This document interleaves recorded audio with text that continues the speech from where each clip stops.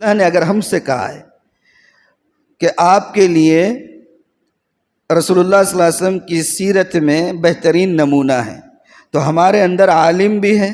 ہمارے اندر جاہل بھی ہیں، ہمارے اندر پڑھے لکھے بھی ہیں، ہمارے اندر بوڑھے بھی ہیں، ہم میں جوان بھی ہیں، ہم میں بچے بھی ہیں،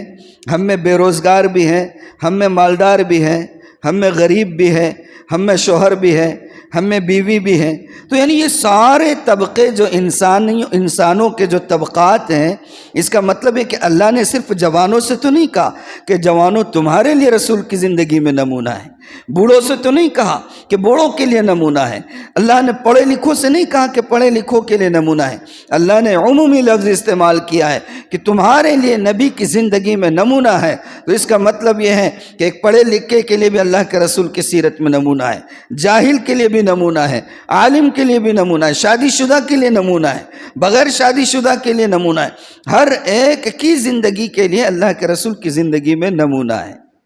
اس کو دیکھنا ہوگا کہ میں زندگی کے جس دور سے گزر رہا ہوں، اس دور میں رسالت میں آپ صلی اللہ علیہ وآلہ وسلم کا نمونہ کیا تھا۔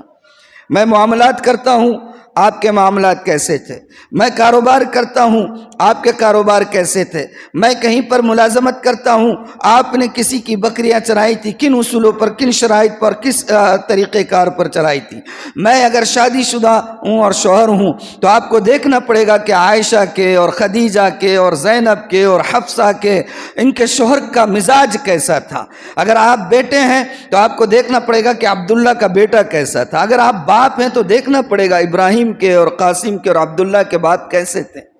ہر طبقے کے لیے جو ہے اللہ کے رسول کی سیرت میں نمونہ ہے، اور اخلاق کا تو ایسا نمونہ ہے کہ اللہ نے گواہی دی انک لعلی خلق عظیم،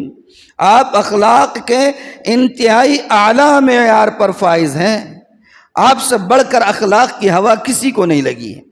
اور آپ نے خود بھی فرمایا تھا انما بعثت لاتمم مکارم الاخلاق، کہ مجھے اللہ نے حسن اخلاق کی تکمیل کے لیے بھیجا ہے۔ معاشرے میں جہاں جس پوائنٹ کو لے کر فساد پھیل سکتا تھا، آپ نے بر وقت اس کی اصلاح کا کام کیا۔ میں 2-3 واقعات سناؤں گا، آج بیان نہیں کرنا ہے کیونکہ اب مجھے یہ سلسلہ سیرت کا آئندہ ہفتے سے شروع کرنا ہے، تو یوں سمجھ جائیے کہ آئندہ ہفتے جو سیرت کا سلسلہ شروع ہوگا، یہ آپ کو اس طرف متوجہ کرنے کے لیے ایک تمہیدی گفتگو ہے، کیسے اخلاق تھے ہمارے نبی پاک صلی اللہ علیہ وسلم۔ اللہ ہماری جانوں کو اور ہماری روحوں کو آپ پر فدا فرمائے۔